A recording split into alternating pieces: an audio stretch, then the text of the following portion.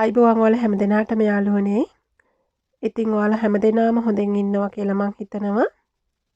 ඉතින් මගේ වීඩියෝ එකකින් අද මං ඔයාලට අරගෙන ආවේ පයිපින් කෝට් එකක් සම්බන්ධ කරලා කොහොමද අපි ස්වීට් හાર્ට් ෂේප් එකට නැත්තම් මේ ගොඩාක් ඇන්ගල් ෂේප් එකට හිටින්නට කරක් නිර්මාණය කරගන්න කියලා දෙන්න. ඉතින් මේක අමාරු නැහැ. හැබැයි ඔයාලා හරියට කරගත්තේ නැත්නම් ලස්සනට මේ කර අපිට නිර්මාණය කරගන්න බැරි වෙනවා. මම මෙතනින්දී මේ කලින් කරගත්ත සාම්පල් ඔයාලට පෙන්නනවා. ඔයාලට පෙන්වන්න ඕන හින්දා තමයි මම සාම්පල් කිහිපයක් කිරුවේ. ඉතින් මේ වගේ පළලින් වැඩි ගැඹුරින් වැඩි නෙක් ඩිසයින් එක ගොඩක් ලස්සනයි සාරි බ්ලවුස් එකේ පිටිපස්සට උනත් ඉතින් ඔයාලට පුළුවන් මේ ක්‍රමය පාවිච්චි කරලා ගොඩාක් ඇඳුම් වලට මේ විදිහට කෝඩ් පයිපින් යොදාගෙන ලස්සන නිර්මාණ එලි දක්වන්න. ඉතින් මේ වීඩියෝ එකේ මම ඔයාලට කියලා දෙනවා කෝඩ් පයිපින් කොහොමද හදාගන්නෙත් ඒක අපි කරට කොහොමද සම්බන්ධ කරගන්නෙත් කියලා. ඉතින් මේ වගේ පුංචි දේවල් දැනගත්තොත් ඔයාලට පුළුවන් ලස්සනට ඇඳුම් නිර්මාණය කරන්න. ඉතින් මේ තියෙන්නේ මම කලින් කපාගත්ත කඳ කොටසක්.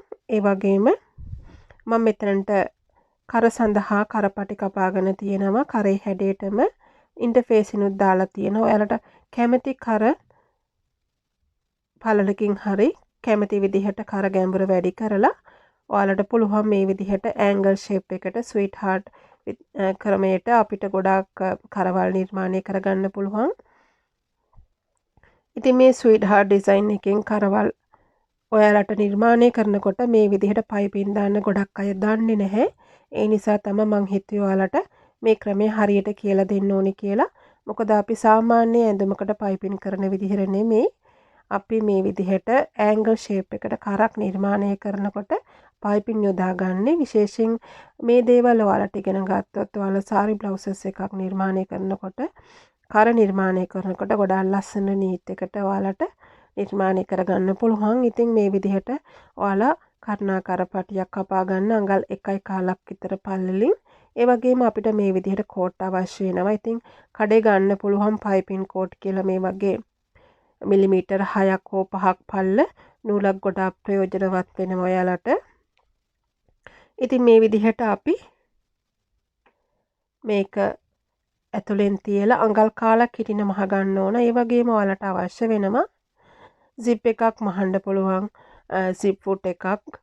ඒ වගේම ඉන්ඩස්ට්‍රියල් මැෂිමක් පාවිච්චි කරනවා නම් ඔයාලට අවශ්‍ය වෙනවා අඟල් කාලක් විතර පළල මැෂිමට දාන ෆුට් එකක්.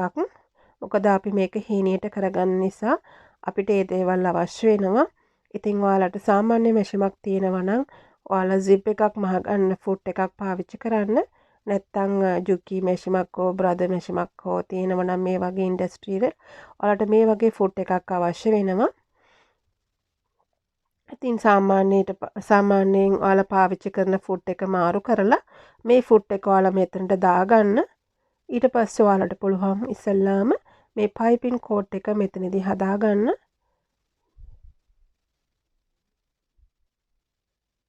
ඉතින් ඔයාලට පයිපින් කෝට් නැත්තම් තවත් ක්‍රමයක් තියෙනවා අපිට ගෙදරදීම රෙදි වලින් පයිපින් කෝට් හදාගන්න. මං ඉදිරියේදී ඒ ක්‍රමයේ වීඩියෝ එකකින් ඔයාලට කියලා දෙන්නම්. ඒත් ඇත්තටම පයිපින් කෝට් ගන්න අමාරු නැහැ. කඩවල් වල ඕන තරම් තියෙනවා මේ දවස්වල. ඉතින් විශේෂයෙන් පයිපින් කෝඩ් ගොඩාක් ලස්සනයි සාරි බ්ලවුස් එකකට ඇල්ලුවොත් එහෙම කර වටේට. ඉතින් මේ විදිහට ඔයාලා කපාගත්ත කර්ණකාර පටිය පාවිච්චි කරලා මේ ඔයාලගේ මේ කෝට් එක මැදින් මෙහෙම පැත්තට වෙන්න තියලා අඟල් කාලක් හිටින්න මහ ගන්න මතක් කරලා මේක ටැග් කරගන්න පටන් ගන්න කොටයි අවසන් කරන කොටයි. ඉතින් මේ කෝට් එකේ ගානටම මේක මහ ගන්න. කෝට් එක උඩින් මහන්න එපා කොයිම වෙලාවකවත්. ඒකයි අපි මේ විදිහට පොඩි ෆුට් එකක් පොඩි සපත්තුවක් පාවිච්චි කරන්නේ. දැන් අපි මේ විදිහට මහගත්ත ඒ පයිපින් කෝට් එක අපි කපා ගන්නවා. අපි රෙද්ද තියලා ඒ මහගත් එක අපි අඟල් කාලක් තියලා අනවශ්‍ය කොටස් මේ විදිහට කපා ගත්තා. මේ කෝට් එක මහලා එතැන් සිට තමයි අපි අඟල් කාලා තියාගන්න ඕනේ. ඉතින් කෝට් එකත් එක්ක නෙමෙයි ඒක මතක තියාගන්න. මොකද කෝට් එක සමහර වෙලාවට පළල් වැඩි වෙන්න පුළුවන්. ඒ හින්දා අපිට මේ කෝට් එක මහලා ඉතිරි වෙන රෙදි කොටසින් තමයි අපි අඟල් කාලක් තියාගන්නේ. ඊට පස්සේ මේ ෆුට් එක පාවිච්චි කරලා දිගටම මහගෙන එන්න. ඉතින් ඔයාලට රෙද්දේ වුණත් මෙහෙම වාසි වෙනම ඇඳ ගන්නත් පුළුවන්.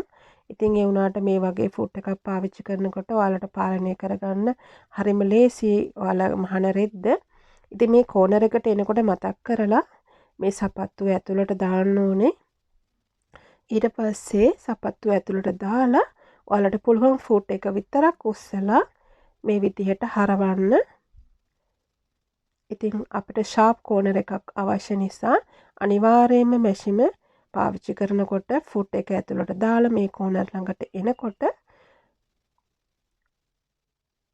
ඉදිකට්ට ඇතුළට දාලා ෆුට් එක උස්සලා සමා වෙන්න. ඉදිකට්ට ඇතුළට දාලා ෆුට් එක උස්සලා මේ විදිහට මහගන්න. නැත්තම් ඔයාලට ලස්සනට මේ හැඩය ගන්න බෑ.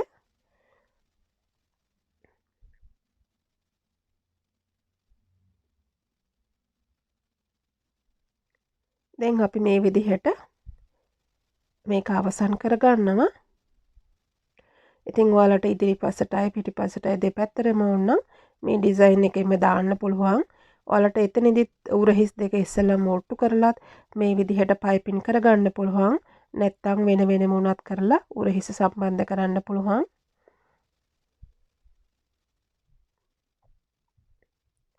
ඉතින් මං ඉදිරියටත් ප්‍රධාන වීඩියෝ වලට අමතරව මේ වගේ පුංචි පුංචි දේවල් වලට අරගෙන එනවා. මොකද ඒවා ගොඩාක් අපිට අවශ්‍ය වෙනවා. දැන් මේ රෙද්ද හොඳ පිටපැත්ත උඩින් තියෙන්නේ. දැන් අපි මේ හදාගත්ත ඒ කෝට් එකයි ඒ ෆේසින් එකයි මේ විදිහට කන පිට උඩට හිටින්නට තියාගන්න.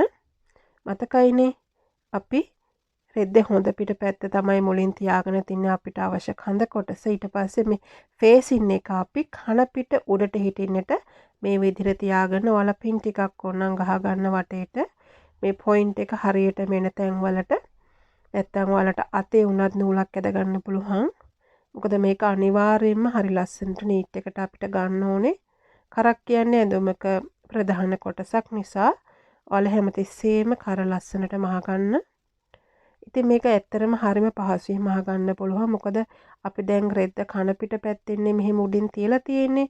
එතකොට අපිට තියෙන්නේ අර මහගත්ත මෙහුම් වාසි උඩින් මහගෙන යන්න විතරයි. ඉතින් හරිම ලේසියෙන් ඔයාලට ඒක ෆලෝ කරගන්න පුළුවන්. අමාරු නැහැ.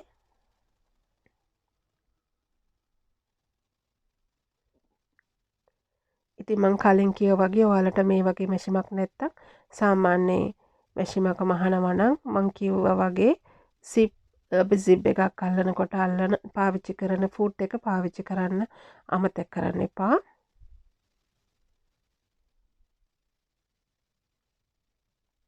ඉතින් මේ විදිහට අපි තියාගෙන ටැග් කරගන්න ඕනේ.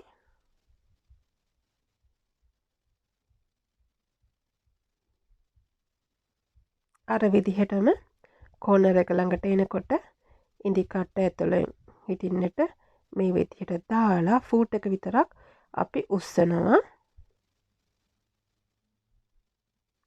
මෙහෙම වාසේ හරි ගානට වල තියාගන්න ඕනේ.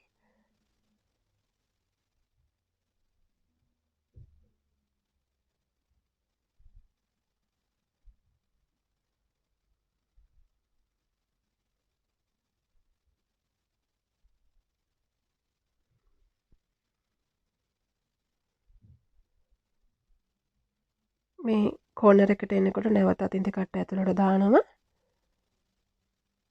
බැරි වෙලාවත් ඉදි කට්ට උඩට ගියොත් උස්සන වෙලාවට නැවතත් ඇතුළට දාලා උස්සන්න අමතක කරන්න එපා. ෆුට් එක විතරක් උස්සන්න.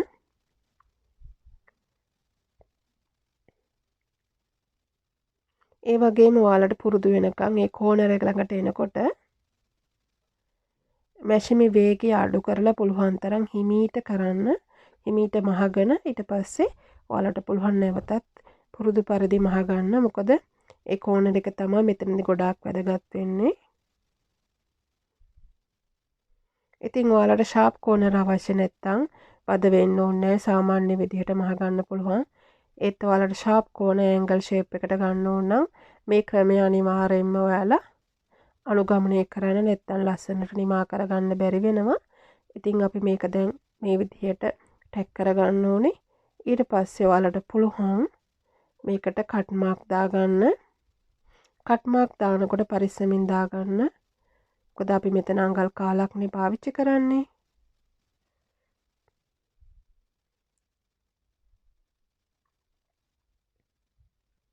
මේ විදිහට ඔයාලා කට් මාක් දාගෙන ඊට පස්සේ මම කියලා දෙන්නම් කොහොමද මේක හරවලා මහගන්නේ කියලා.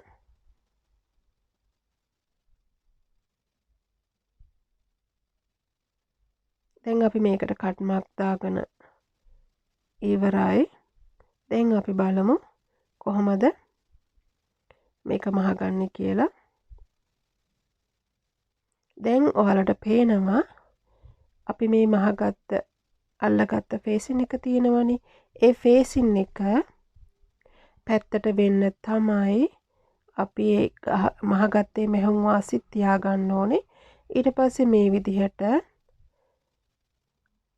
මෙහුමක් ගහගෙන ඉන්න ඇන්ගල් ළඟට එනකොට ඉදිකට ඇතුළට දාන්න. මේ පයිපින් එක ඔයාලට තියෙන්න ඕනේ ඔයාලගේ වම් ඇත පැත්තට. එතකොට ඔයාලට පේනවා හැම තිස්සෙම ඔපොසිට් පැත්තට මේ අපි හදාගත්ත මේ පයිපින් එක තියාගන්න ඕනේ.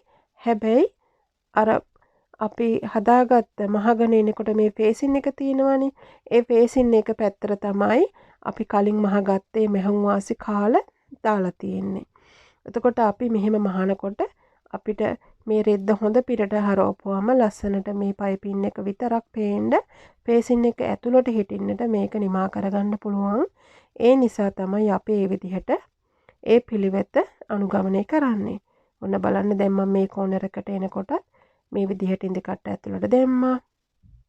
ඊට පස්සේ මගේ මේ ඔක්කොම පයිපින් එක තියෙන්නේ ටෝස්ට් මගේ වම් අත පැත්තේ.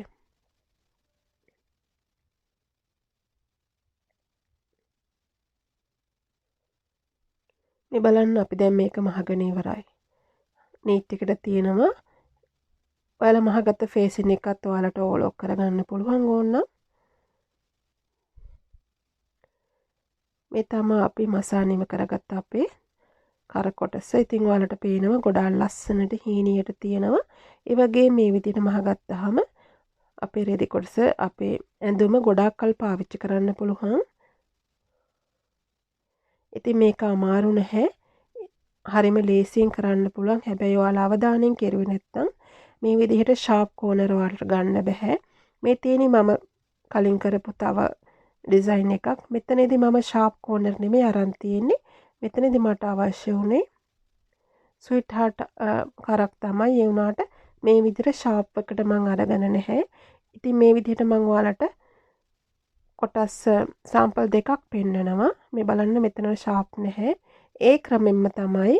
හැබැයි මම අර වගේ ෂාප් එකට ගත්තේ නැහැ මේ ඩිසයින් එක කරනකොට. ඔයාලට පේන්නේ නැතිනේ. ඉතින් තව සාම්පලයක් තියෙනවා ඔයාලා දකින්නත් ඇති. කොළ පාටින් කරගත්ත එක. ඒක ගොඩාක් ගැඹුරට ෂාප් එකට කරගෙන තියෙනවා. ඒ වගේ ඩිසයින් එකක් සාරි බ්ලවුස් එක බෑක් සයිඩ් එකට ගොඩාක් ගැලපෙනවා. ඉතින් පේනවනේ ලස්සන නීට් එකට අපිට කරගන්න පුළුවන්. ඉතින් ඔයාලා මගේ වීඩියෝ එකට කැමති නම් මං කලින් කිව්වා වගේ ලයික් දාන්න ෂෙයා කරන්න අමතක කරන්න එපා. ඉතින් නැවතත් ඔයාලා හැම දිනාටම ප්‍රයෝජනවත් වීඩියෝකින් මං ඔයාලා හමු වීමට එනවා. ඉතින් පරිස්සමින් ඉන්න. හැමෝටම සුබ දවසක්. අයබෝවන්. Thank you so much for watching my video. Take care. Bye bye.